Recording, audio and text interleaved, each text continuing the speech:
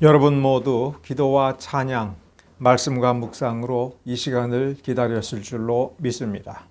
하나님 우리의 아버지께서 우리를 예배로 부르신 시간입니다. 기독교 한국 침례회 진리교회 회중과 랜선으로 함께하는 모든 이들이 거룩하신 우리 하나님 아버지께 신령과 진정으로 예배를 드리겠습니다.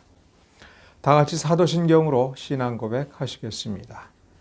전능하사 천지를 만드신 하나님 아버지를 내가 믿사오며 그 외아들 우리 주 예수 그리스도를 믿사오니 이는 성령으로 잉태하사 동정녀 마리아에게 나시고 본디오 빌라도에게 고난을 받으사 십자가에 못 박혀 죽으시고 장사한 지 사흘 만에 죽은 자 가운데서 다시 살아나시며 하늘에 오르사 전능하신 하나님 우편에 앉아 계시다가 저리로서 산 자와 죽은 자를 심판하러 오시리라.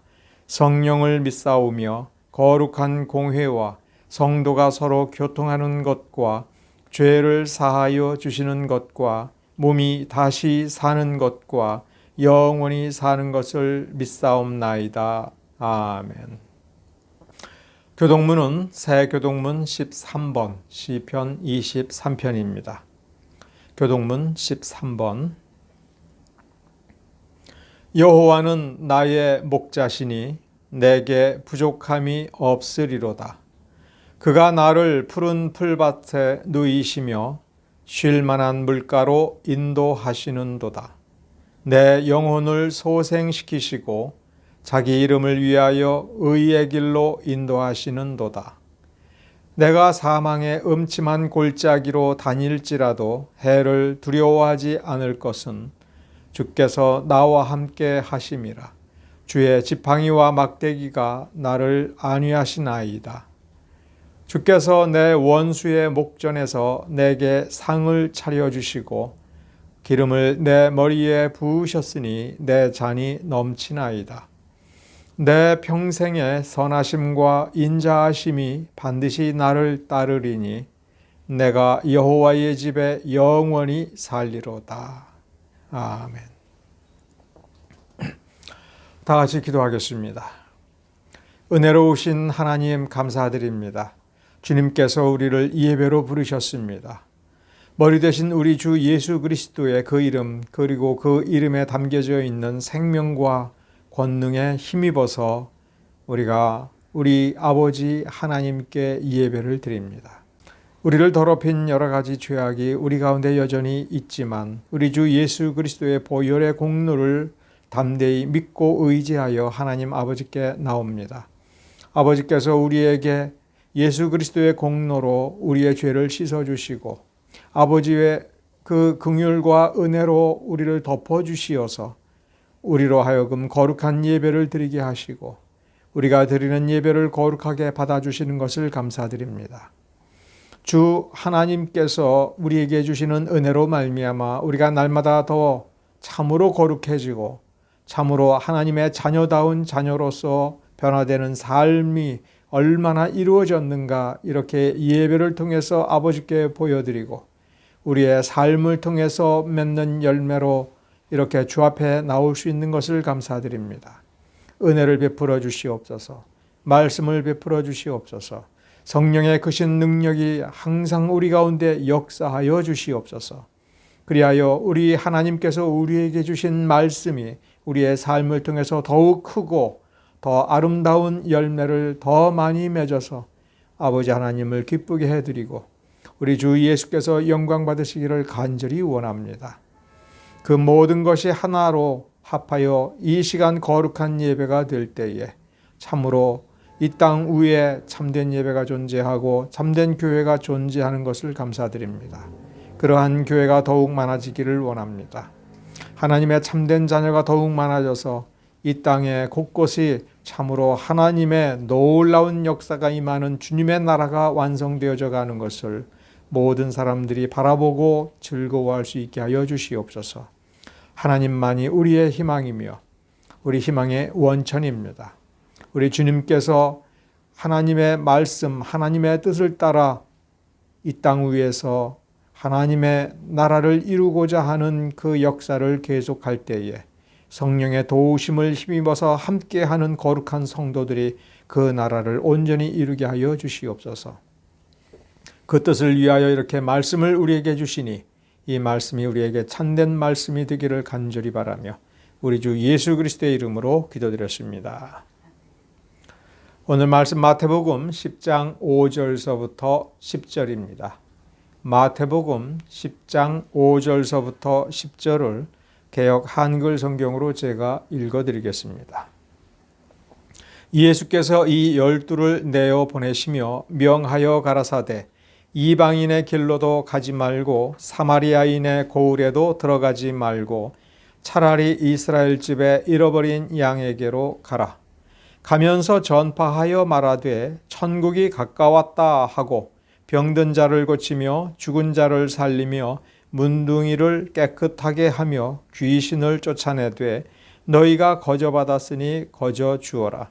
너희 전대에 금이나 은이나 동이나 가지지 말고 여행을 위하여 주머니나 두벌 옷이나 신이나 지팡이를 가지지 말라. 이는 일꾼이 저 먹을 것을 받는 것이 마땅함이니라. 아멘. 여러분들이 예수 그리스도를 구세주로 영접했다면 여러분의 삶에서는 그리고 여러분의 그 중심, 마음에서는 어떤 일이 일어났습니까? 아무 일도 일어나지 않는다면 그리고 10년, 20년 이렇게 충분히 긴 시간이 지났을 때 그렇게 예수를 믿은 나를 돌이켜 보아서 내가 주님을 위해서 이런 것을 했다 저런 것을 했다 하나님께로부터 이것을 받았다 저것을 받았다 말할 수 있다면 그것으로 족한 것인가? 아니면 그것보다도 더 중요하게 우리 자신의 속을 스스로 들여다보았을 때 정말 객관적으로 그 어떤 놀라운 변화가 일어나서 정말 나는 그만큼 놀랍게 다른 사람이 되었는가? 그러한 변화가 안 일어나도 되는가? 그저 우리는 아무것도 하지 않아도 아무런 변화가 일어나지 않아도 아무런 상관이 없는가? 오늘 우리 본문을 지난주에 이어서 다시 읽었는데 지난주에도 보면 공부에 대한 이야기가 나왔습니다. 이번 주에도 사실 공부에 대한 이야기입니다. 예수 믿는데 공부가 필요한가? 우리는 그것을 진지하게 물어봐야 됩니다. 왜냐하면 바울이 빌립보서에서 뭐라고 명령을 했냐면 주 안에서 기뻐하라라고 명령을 한 것. 그러니까 율법에 있는 무엇을 하라, 11조를 하라, 무엇을 하라 이런 것을 우리가 조금 멀찍이서 혹시 율법주의에 빠지는 것은 아닌가라는 생각이 들어서 한 걸음 두 걸음 뒤로 물러선다 하더라도 저 사도 바울이 우리에게 주 안에서 기뻐하라라고 명령을 한 것은 우리가 부인할 수가 없습니다. 이것은 율법의 어떤 행위를 규정한 것이 아닙니다. 자, 은혜의 시대에, 말씀의 시대에 거저 구원을 받는 이러한 시대에 바울은 주 안에서 기뻐하라고 명령을 했는데 그러면 우리는 명령받았으니 명령받은 우리는 기뻐해야 되는 겁니다. 근데 우리가 살면서 정말 항상 내 안에서 기뻐하는 그 기쁨이 솟아나오는가? 그러면 기뻐하는 그 마음이 내 안에 없는데 기뻐하라고 명령했으니 기뻐하는 척을 하면 되겠는가?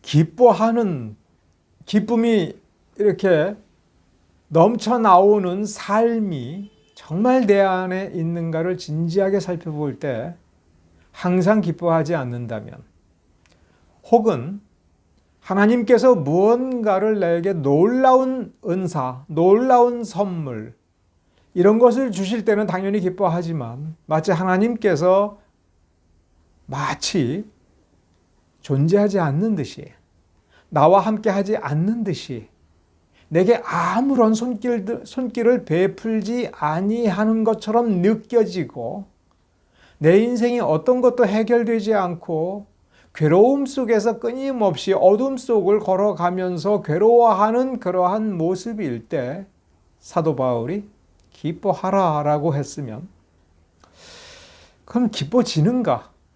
아니면 기뻐하는 척을 해야 되는가? 아니면 자꾸 나는 기뻐해야 돼, 나는 기쁜 거야, 이렇게 나를 지금 세뇌시키고 있어야 되는가? 우리는 무언가를 분명히 알아야 됩니다. 기독교인의 삶이 가장 중요한 부분, 기독교인의 삶에서 가장 중요한 것이 하나님을 아는 것이고 우리 주의 은혜를 더욱 깊이 아는 것이라면, 삶을 알아가는, 참된 것을 알아가는 공부, 그런 공부는 우리에게 당연히 숙제인 것입니다. 신령과 진정으로 예배를 드리는 자를 하나님께서는 찾으십니다. 어떻게 해야 신령과 진정으로 예배를 드릴 수 있는가? 어떻게 해야 나의 예배가 신령과 진정이 가득한 예배가 되는가? 인위적으로 억지로 만드는 것이 아니라 참된 신령함, 참된 진정함이 하나님의 은혜로 말미암고 말씀으로 말미암고 주님과 함께함으로 말미암아 되어지는 것이라면 그것이 무엇인가? 어떻게 해야 되는가? 이러한 것에 대해서 우리는 성경이 어떻게 가르치는가를 알아야 되는 겁니다. 그리고 그 다음에 아는 그것이 우리 안에 이루어질 때에 우리는 진짜 참다운 신자가 되는 것입니다. 무엇이 우리를 진짜로 만들어주는가? 무엇이 우리를 주 안에서 거듭나게 하고, 그래서 주 안에서 태어난 우리의 그 새 생명이 성장하여 우리가 거룩한 존재가 되고 하나님께서 기뻐하는 존재가 되고 하나님의 마음에 합하는 존재가 되는 것인가? 그래서 어떻게 해야 우리가 그리스도의 장성한 분량에 도달할 수 있는가? 그 원리를 충분히 알 때에 우리 하나님께서 우리를 어렵고 힘든 길로 인도할 때라도 기쁘게 그 길을 갈 수가 있는 것입니다. 왜냐하면 하나님의 원리를 알기 때문에 그렇습니다. 하나님의 말씀을 알기 때문에 우리가 지금 왜 이렇게 살아가고 무엇을 배워야 되는지를 그 말씀을 통해서 알 수 있다면 우리는 참다운 기쁨을 그 말씀에서 그리고 우리의 삶에서 발견할 수가 있는 것입니다. 종교는 내세에 대해서 말해주는 것만이 종교가 아닙니다.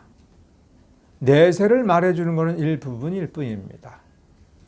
진짜 종교는, 참된 종교는 우리가 어떻게, 아니 이 세상이 어떻게 만들어졌고 우리가 어떻게 만들어졌으며 왜 만들어졌고 무엇을 해야 하며 그래서 지금 내가 무엇을 하며 살아야 되는지, 내가 오늘 무엇을 어떻게 하면서 살아야, 그리고 어떠한 것을 이루어야 하나님께서 나를 창조하시고 나를 구원하시고 내게 은혜 주신 그 목적을 온전히 이루는 것인가?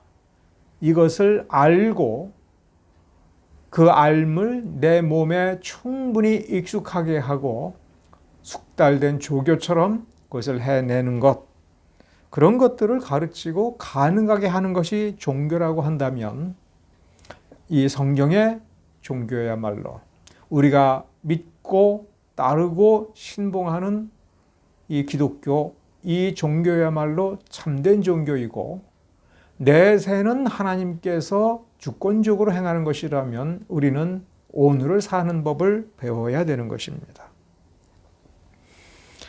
마태복음 10장에서 우린 지난주에 0.1%, 전국 0.1% 안에 들어가는 사람들이 어떻게 공부를 해서 그 성적을 유지하는가에 대해서 잠깐 살펴보았습니다. 그런데 그것은 원래 하나님께서 창조하신 그 원리 그대로고 마태복음 10장에서 제자들을 양육하신 우리 주님의 원리라고 하는 것을 또한 확인했습니다. 그런데 어떤 분들은 여전히 궁금한 모양입니다. 성경 마태복음 10장에서 가르친 이 원리 설명하라. 이 원리가 정말로 실제적인 원리인가? 라고 할 때 저는 상당히 많은 실증적 사례를 여러분에게 설명해 드릴 수가 있습니다. 예를 들면 월가, 전 세계 금융의 중심지인 미국의 월스트리트에서 굉장히 유능한 이 투자 전문가가 이 금융 상품을 설계해 놓고는 그것이 나름대로 충분히 완성되었다라고 할 때에 어떻게 하느냐? 그 사무실을 청소하는 사람을 앉혀놓고 자기가 설계한 이 금융 투자 상품이 어떤 원리이고 왜 이것이 좋은지를 설명한답니다. 왜 그 사람에게 설명을 해야 되느냐? 투자하는 사람들에게 어떻게 설명해야 이 상품이 얼마나 좋은 것인지를 사람들이 이해하고 투자할 수 있기 때문에 그렇습니다. 그래서 청소하는 사람을 앉혀놓고 1시간 동안 혹은 어느 정도 시간 동안 열심히 설명을 하는데 이 사람이 그걸 다 알아들으면 자기가 제대로 설계를 했다 하는 것이고, 또 사실은 설계가 어디가 문제가 있으면 설명하다가 본인이 스스로 발견합니다.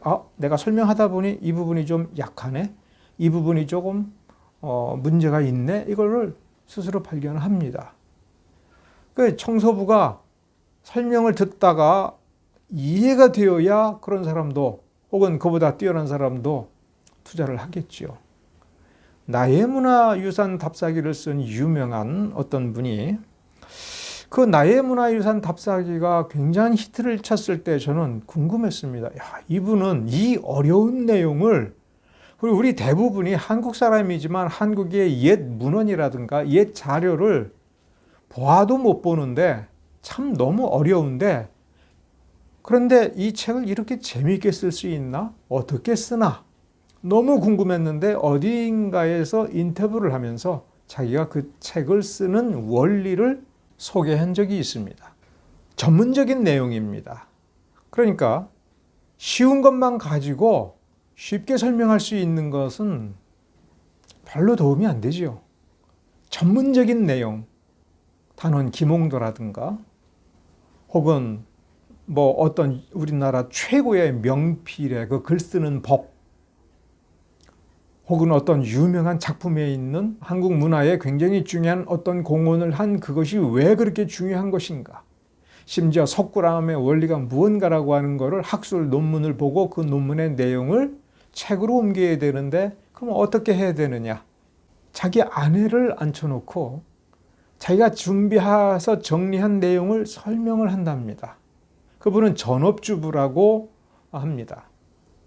그러니까 설명을 해서 그 아내분이 그 얘기를 다 처음부터 끝까지 재미있게 들으면 자기가 내용을 소화했다는 겁니다. 근데 이렇게 설명을 하다가 이렇게 자기 아내의 얼굴을 보면 재미없어 하면 틀렸구나. 그래서 서재에 가가지고 다시 모든 원고를 다시 정리하고 다시 생각을 하고 어떻게 설명을 할까라고 하는 거를 메모를 하고 해서 딱 자신이 생기면 다시 또 설명을 합니다. 언제까지요? 아내가 재미있을 때까지. 그래서 아내가 정말 처음부터 끝까지 재미있게 들어주면 이제 됐구나 해서 그때 가서 원고를 이제 마무리 작업을 해서 완성을 한답니다. 저 또한 70년대 말에 신학교에 들어가서부터 한 20, 30년 동안의 경험을 놓고 보면 그러한 공부 방법이야말로 자기가 지금까지 가지고 있었던 실력을 뛰어넘는 그 실력으로 나아가는 유일한 방법이라고 하는 것을 제가 거듭거듭 확인을 했습니다. 영어 공부도 그렇고요. 어떤 과목에 대해서도 그렇습니다. 신학에 대해서도 그렇습니다. 놀라운 건 내가 말을 어렵게 해주어도 알아듣는 사람에게 내가 10개를 가지고 있을 때 그 10개를 설명해 주기는 굉장히 쉽습니다. 그런데 전혀 받아들일 준비가 되어 있지 않고 아무것도 모르는 사람에게 내가 그 중에 하나라도 더 설명해 주려고 애를 쓸 때에 내 시간이 손해가 되고 모든 것들에 있어서 아무런 유익이 없는 것처럼 보이지만 열심히 설명해 주기를 반복했을 때에 제일 먼저 느껴지는 거는, 얻어지는 소득은 뭐냐면 이 10개 가운데서도 내가 모르는 게 있구나라고 하는 걸 스스로 발견하게 되고, 이 10개가 서로 어떻게 연결이 되어야 되는지에 대해서 새로운 눈이 열리게 되고, 그래서 열심히 설명해 줄 때에 나중에 보면 내가 처음에는 10개를 가지고 있었는데 12개, 15개, 때로는 20개가 되어 있더라 하는 것입니다. 그래서 본래 내가 가지고 있었던, 내가 발휘할 수 있는 실력의 그 한계 밖에 놀라운 것들을 해낼 수 있는 한 단계 더 위로 성장하는 동력이 된다라고 하는 것을 지난 20, 30년 동안 제가 충분히 검증을 했습니다. 저 자신에 대한 이야기이기 때문에 이 얘기는 여기까지만 하고, 다만 여러분들이 설교를 듣든 성경을 보든 그 내용을 가지고 고민하면서 이 성경 말씀이 하나님께서 왜 이렇게 말씀을 우리에게 이렇게 주셨는가? 우리 주님께서 이 대목에서 왜 이런 식으로 말씀을 주셨는가에 대해서 정말 여러분의 삶에 의미 있는 부분이 있다면 그것을 끊임없이 생각하다가 이제 어느 시점에서는 아주 가까운 여러분의 친구나 자녀들에게 이 성경 이 부분은 이러이러한 취지를 가지고 이러한 내용으로 우리에게 말씀해 주셨어 라고 하는 이런 말을 하다가 보면 여러분은 단순히 수십 번 성경 읽는 것보다도 더 뛰어난 통찰력을 얻게 된다라고 하는 것을 제 경험을 통해서 분명히 장담할 수가 있습니다. 누구한테서 설교를 듣든 어디서 설교를 듣든 그 설교를 들으면서 은혜가 되는구나, 위로가 되는구나 이렇게 생각을 해서는 안 됩니다. 거기까지만 생각해서는 안 됩니다. 그 본문을 읽으면서 이 본문에서 어떻게 이 설교가 나올 수가 있었는가? 과연 이 목사님의 이 설교 대지는 이 본문과 일치하는가? 이런 생각을 해야 됩니다. 왜냐하면 목사가 아무리 존귀해도 하나님의 말씀을 전달하는 전달자에 불과합니다. 죄를 지을 수 있는 인간입니다. 실패하고 타락할 수 있는 인간입니다. 목사의 설교가 하나님의 말씀을 알아듣는 유일한 원천이 아닙니다. 신자의 자격으로 무언가를 하나님께로부터 받아야 될 가련한 피조물의 자격으로 하나님 말씀 앞에 엎드려서 주께서 내게 지금 무슨 말씀을 주시는가라고 하는 것을 물어보는 건 의무사항입니다. 누구한테서 어떤 교훈을 들었어도 성경은 정말 이렇게 우리에게 가르치는구나. 그런가? 정말인가? 보고 또 보고 생각하고 또 생각해 볼 때에 하나님의 은혜가 여러분들에게 차고 넘쳐서 정말 세상 어디에서도 구할 수 없는 지혜와 통찰을 주신다라고 하는 것을 여러분 기억하시기 바랍니다. 너무나도 중요한 겁니다.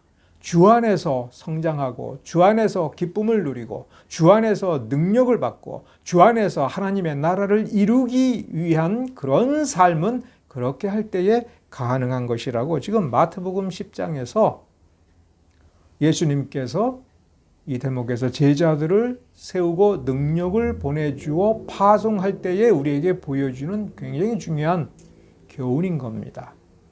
주님께서는 결코 제자들에게 자, 내가 너희들에게 능력을 주었고 내가 너희들을 지켜줄 테니까 걱정하지 말고 가 이렇게 말씀을 절대로 안 하셨습니다. 우리가 오늘 본문을 중심으로 해서 다시 한번 우리가 생각을 해볼 게 바로 이 부분입니다. 왜 제자들에게 능력을 주셨는가를 그 맥락에서 살펴보면 9장 마지막 부분에 9장 36절서부터 38절에 무리를 보시고 민망히 여겨서 그들을 불쌍히 여겨서 이제 이 제자들을 보내기로 하신 겁니다.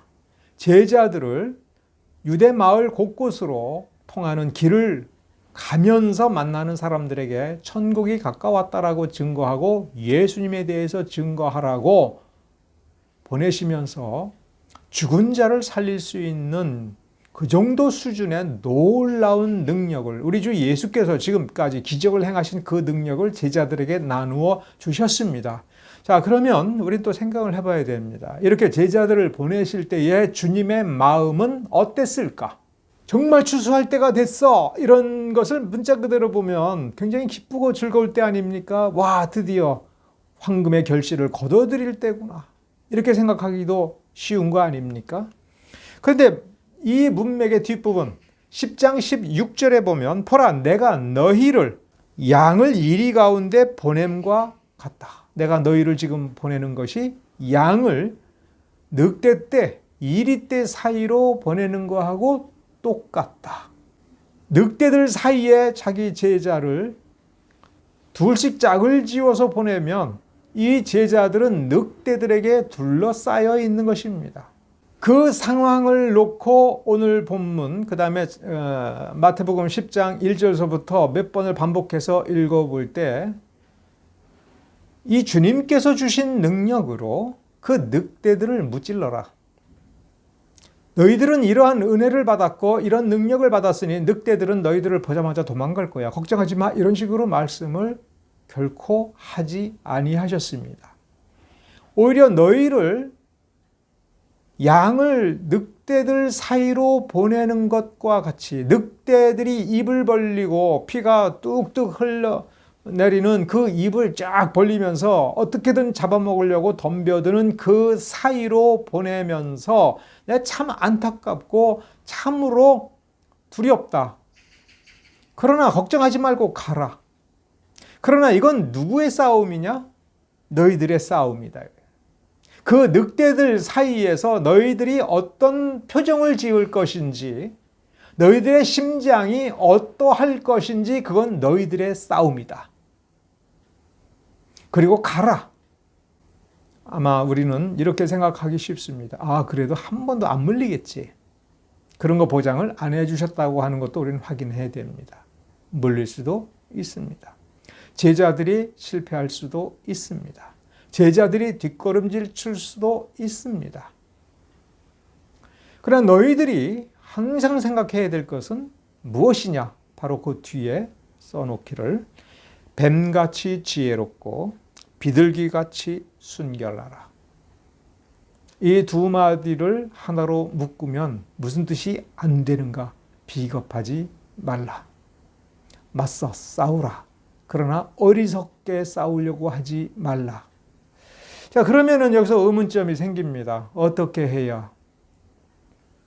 그런데 여기서 또 한 가지 오늘 본문에서 우리가 다루어야 될 주제, 제목, 거저받았으니 거저 주어라.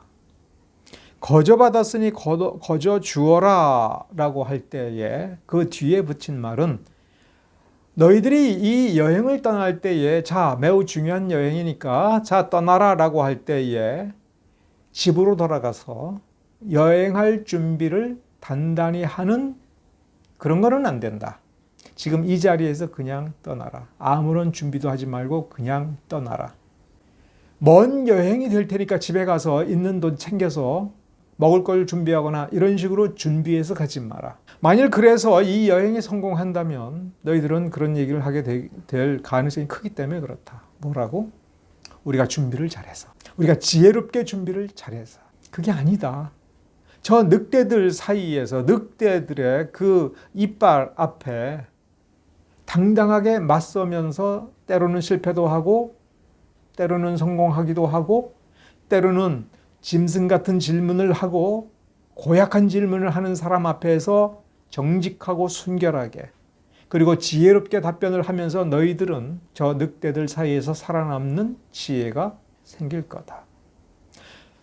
그러니까 마태복음 10장은 우리가 주님의 진짜 제자가 되기 위해서 우리가 말씀을 어떻게 읽고 공부를 해야 될 거며 우리가 우리의 참다운 능력을 이 세상에서 살아남는 능력 저세수를 어떤 식으로 배워야 될 것인가에 대해서 우리에게 가르쳐 주는 것입니다.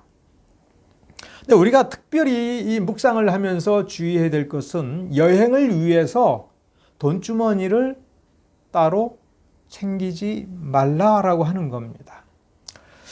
여기서 다시 인지심리학자, 유명한 미국의 인지심리학자가 한 실험에 대해서 여러분에게 이 시간 소개를 해드리고 싶습니다. 이게 오늘 본문에서 매우 중요한 핵심입니다.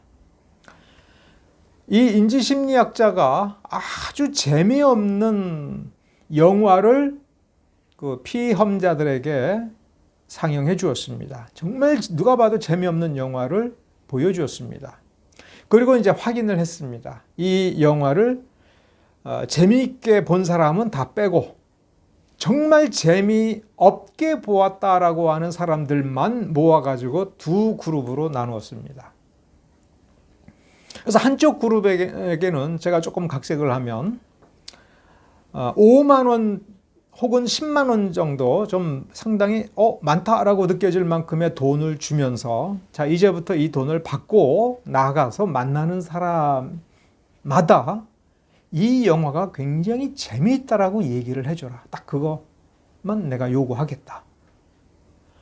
자, 돈을 받고 가서 이제부터 만나는 사람들에게 계속해서 이 영화 참 재밌다. 이 영화 재밌는 영화다라고 하는 거 이렇게 말해다오. 즉, 뭘 시킨 겁니까? 거짓말을 시킨 겁니다.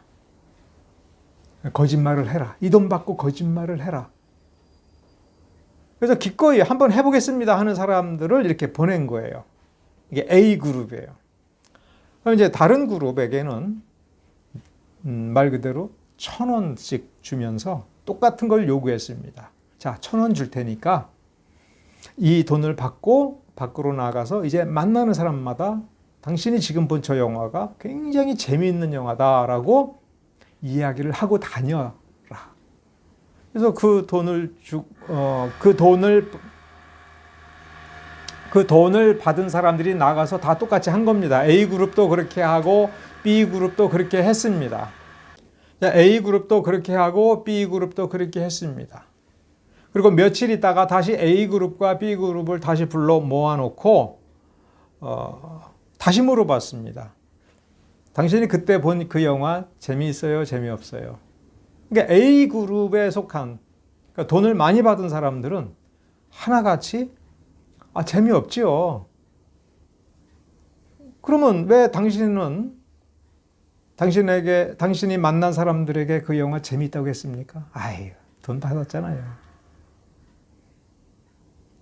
다 그렇게 대답을 하더랍니다. 근데 B그룹을 불러가지고 다시 똑같이 물어봤습니다. 당신이 그때 본 영화 재미있었어요? 재미없었어요? 분명히 그때는 재미없다라고 대답을 했고 재미없다라고 대답을 한 사람들만 그룹을 만들어서 이 실험을 했던 겁니다. 근데 놀랍게 B그룹에서는 뭐라고 답하는 사람이 나왔냐면 재미있었어요. 그 영화 재밌죠. 그래서 이제 이 실험하는 이 박사가 다시 물어봤습니다. 아니, 그때는 재미없다고 했지 않습니까? 근데 왜 지금은 재미있다고 해요? 그러니까 다들 이런저런 핑계를 대는 거야. 그때는 재미없었다라고 느꼈는데 나중에 생각해 보니까 재미있었어요. 정말 그렇게 생각합니까? 확인을 해보고 또 해보아도 이 B그룹에서 나온 그 사람들은 정말 재미있었다니까요.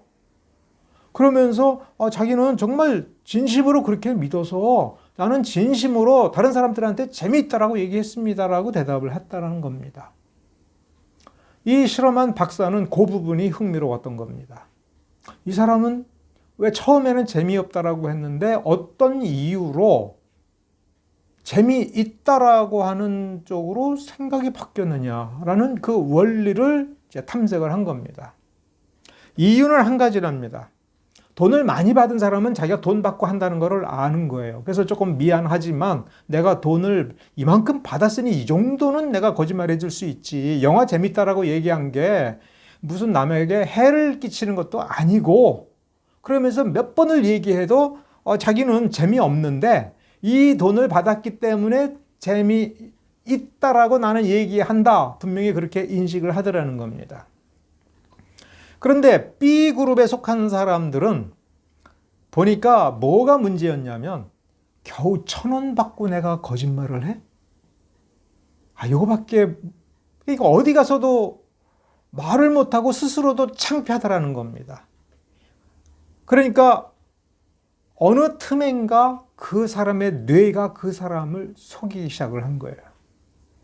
알고 봤더니 진짜로 재밌는 거라고 자기 세뇌를 스스로 해버린 거예요. 뇌가 그 사람을 속였다라고 하는 것이 이 실험의 결론이었다는 겁니다. 근데 문제는 뭐냐면 가랑비에 옷 젖듯이 별거 아닌 걸로 내가 거짓말을 할 때에는 그 수치심이 지나쳐서 그 수치심을 못 견뎌서 좀 나쁜 말로 쪽팔려서 부끄러워하는데 이 부끄러움을 무마할 방법이 없는 거예요. 너무 싸니까. 겨우 1,000원? 그러니까 이제부터 뇌가 이 사람을 속이고 세뇌시키고 이제 당당해지는 의식을 갖게 되는 겁니다. 자, 우리 주님께서는 이거는 창조주의 능력이고 전능한 능력이니까 너희들이 이 기적을 행할 때 돈 많이 받아.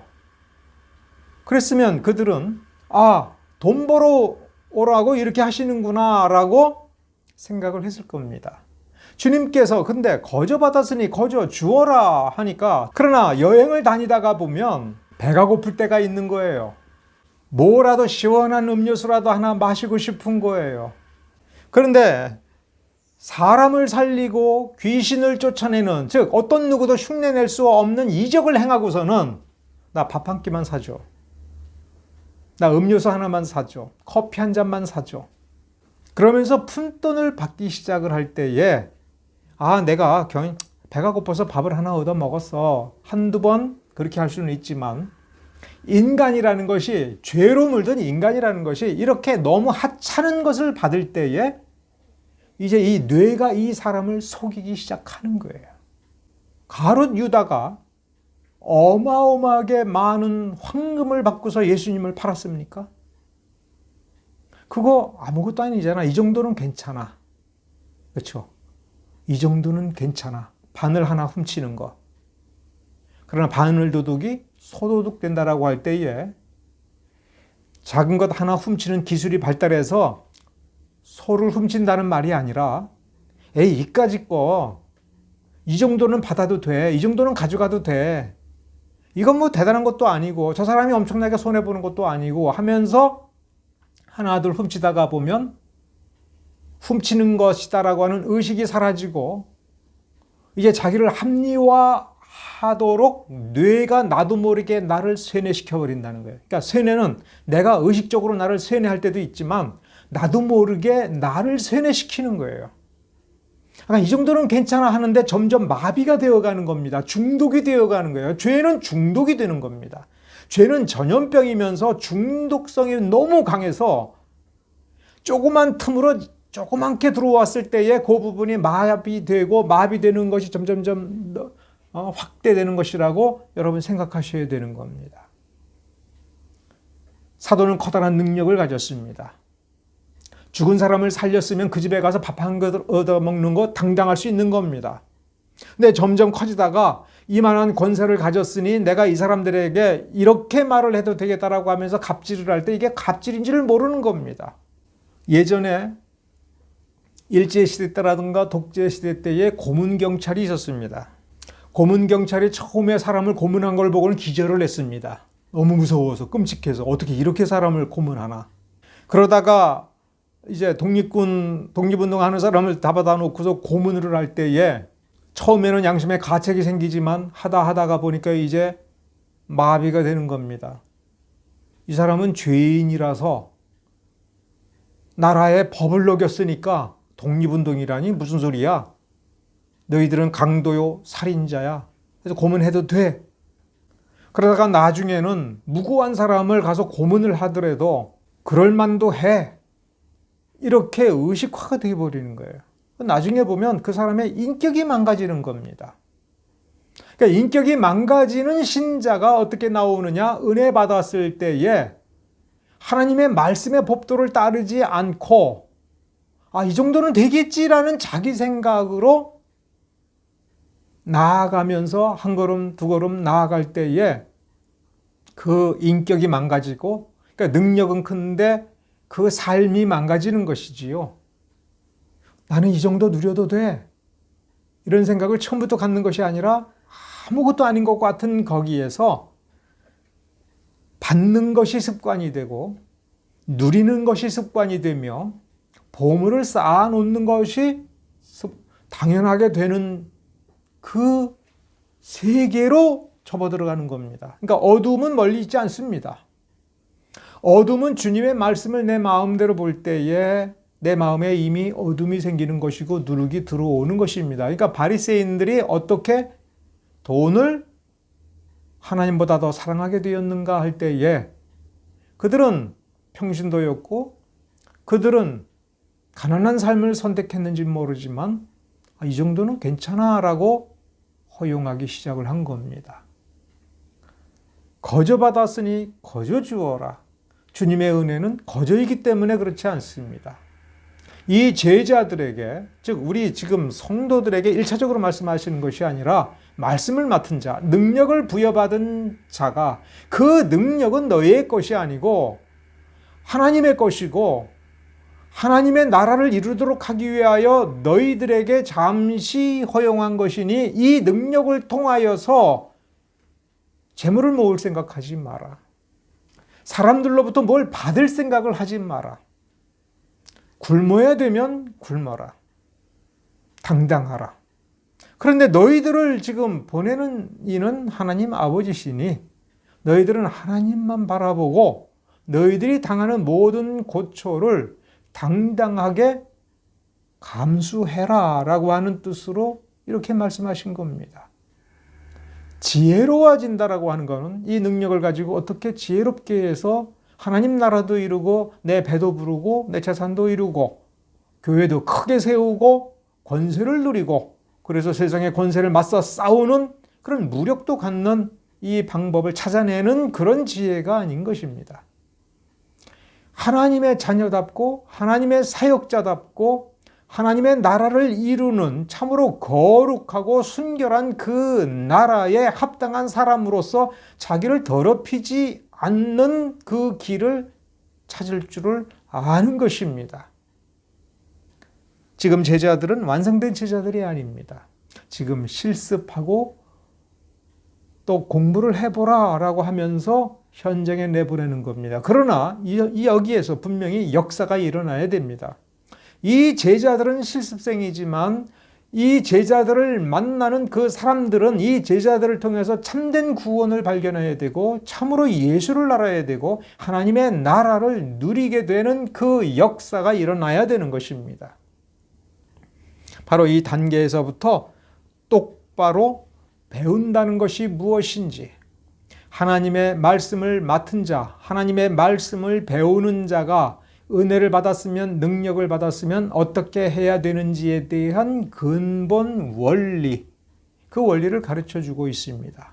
그 원리는 지금 하나인 것입니다. 즉, 이 마태복음 10장 5절서부터 10절에서는 크게 두 가지를 가르친다고 보면 됩니다. 설명해라. 가면서 만나는 사람에게, 궁금해하는 사람에게, 혹은 궁금증을 불러일으켜서 그 사람이 궁금해할 때에 하나님 나라의 비밀, 그 어려운 비밀, 생명의 비밀을 최대한 설명을 해서 그 사람으로 하여금 깨닫게 하라, 알아듣게 하라. 그리고 필요하다면 능력을 발휘해라, 죽은 자를 살려라, 너희의 도움이 필요한 모든 사람을 도와라. 그러나 너희들이 설명해 준 것 때문에, 너희들이 깨닫게 해준 것 때문에, 너희들이 능력을 행한 것 때문에 그들로부터 너희가 받을 생각은 절대로 해서는 안 되는 거다. 너희들은 너희들을 보낸 이에게서부터 상을 받는 것이고 너희들을 보낸 이가 먹여주는 것을 먹는 것이다. 너희들이 은혜를 베풀어서 살려준 그 사람들이 너희에게 은혜를 갚는 게 아니다. 그걸 받을 생각하지 마라. 교회의 원리는 나중 문제고 너희들이 먼저 배워야 될 것은 하나님께로부터 거저받은 것은 하나님 나라를 위해서 아무 대가 없이 기꺼이 풍성하게 베풀어서 많은 사람들이 누리게 하고 그 많은 사람들이 참으로 행복하면 되는 것이다 라고 하는 것을 가르쳐 주셨습니다. 제자들을 처음 현장으로 내보내면서 가르치신 이 교훈은 이 땅 위에 교회가 왜 존재해야 되느냐에 대한 첫 번째 목적이라고 생각을 해도 되는 겁니다. 교회에서 은혜를 받았으면 무언가를 내놔야지. 교회에서 병을 고쳤으면 뭐라도 내놔야지가 아니라 받을 생각하지 말고 세상을 향하여 기꺼이 쏟아 부어 주어라. 내가 받은 복을 저 복 없는 사람들을 불쌍히 여기어서 기꺼이 나누어 주어라. 그래서 너희가 가난해지고, 그래서 너희가 고통스러워지고, 그래서 너희가 힘들었다 라고 할 때 걱정하지 마라. 너희들이 하나님의 말씀을 붙들고 하나님의 말씀을 이루기 위해서 그렇게 했다면 그 부족한 것을 채워주실 이는 하나님이시니 하나님을 바라보라. 예수님께서 바리새인들을 향하여 의와 인과 신이 없다라고 했습니다. 하나님께서는 이 바리새인들이 하나님을 향하여 의를 세우지 아니했다. 하나님을 향하여 믿음을 갖지 아니하였다. 그러니까 참된 의가 없고 참된 인이 없고 참된 믿음이 없는 것은 맞지만, 무엇보다도 이 바리새인들이 가장 부족한 것은 누구를 향한 것이냐면 저 백성들을 향하여 의를 베풀지 아니하고 의를 세우지 아니하고 공의롭고 공평한 삶을 살 수 있도록 도와주지 아니한 것입니다. 이 제자들을 왜 보냈다고요? 우리 아까 확인했지 않습니까? 무리를 보고 불쌍히 여겨서, 민망한 마음이 들어서, 그들이 가엾어서 하나님 나라를 가서 설명하여 하나님의 나라가 가까이 왔다는 것을 깨우쳐 줘야겠다. 저들에게 능력을 베풀어서 그 삶을 바로잡아 줘야겠다. 그 영혼의 고통을 덜어줘야겠다. 그러면서 제자들에게, 자, 내 능력을 가지고 가라. 이 능력은 너희의 것이 아니고 너희가 무슨 공로가 있어서 너희가 받을 만해서 받는 게 아니고 저들이 불쌍하니까 가서 마음껏 나눠주고 와라. 저들이 너희들에게 밥을 안 주면 그럼 굶어라. 그러나 걱정하지 마라. 아버지께서 너희들을 보내는 거다. 아버지께서 너희들에게 삭을 줄 것이다. 상을 줄 것이다. 지혜롭게 하고 순결하게 하라. 그러면 지혜를 배우게 되고 순결함, 거룩함이 더 커질 것이다. 주님께서 그렇게 당부하고 있는 것입니다. 그 교훈을 교회가 잊어버려서는 안 됩니다. 교회는 세상의 빛이라고 하지 않았습니까? 세상에 빛된 성도들이 모여서 교회를 이루는 것이라고 하지 않았습니까? 그러면 마태복음 10장에 이 교훈이 교회에서 날마다 이루어져야 되는 것입니다. 날마다 이루어지는 참된 교회를 여러분 꿈꾸시기를 바랍니다. 그 꿈을 이루기 위하여 정말 아무것도 바라지 않고 내가 받은 은혜, 하나님께로부터 받은 능력, 권세를 기꺼이 쏟아부어 주겠다라는 생각을 여러분 가지시기 바랍니다. 기도하겠습니다. 은혜로우신 주님 감사드립니다. 오늘 주의 말씀을 살펴보았습니다. 하나님의 말씀이 너무나도 명백하지만 우리는 그 말씀이 마치 여기에 없는 것처럼, 우리가 그런 명령을 받은 적이 없는 것처럼 우리의 뇌가 우리를 속일 때에 그 속임에 그냥 넘어가는 것은 아닙니까? 뇌가 나를 속이고 내 마음이 나를 속여서 타락한 길, 넓은 길, 바리새인의 길로 가고자 할 때에 우리는 기뻐하면서 가는 것은 아닙니까? 주님, 우리 스스로를 이 말씀의 거울에 비춰서 살펴보게 하여 주시옵소서. 주님이 원하는 방식으로 주님의 길을 가게 하여 주시옵소서. 우리가 그 길을 걸어갈 때에 하나님 아버지께서 기뻐하시고 주님 영광 받으시는 줄 믿고 감사드리며 우리 주 예수 그리스도의 이름으로 기도드렸습니다. 아멘. 지금은 우리 주 예수 그리스도의 은혜와 하나님 아버지의 사랑과 성령의 교통하심이 영원토록 함께할지어다.